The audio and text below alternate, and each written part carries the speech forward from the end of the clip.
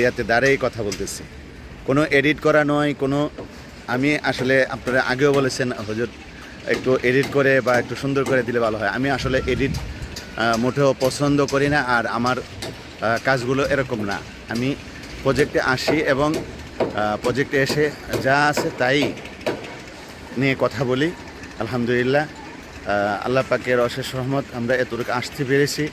আমি প্রজেক্টে দাঁড়িয়ে আজ 14 নভেম্বর বাস্তবিক নিয়ে কথা বলি, এতটুকু আপনাদের সামনে উপস্থাপনা করি।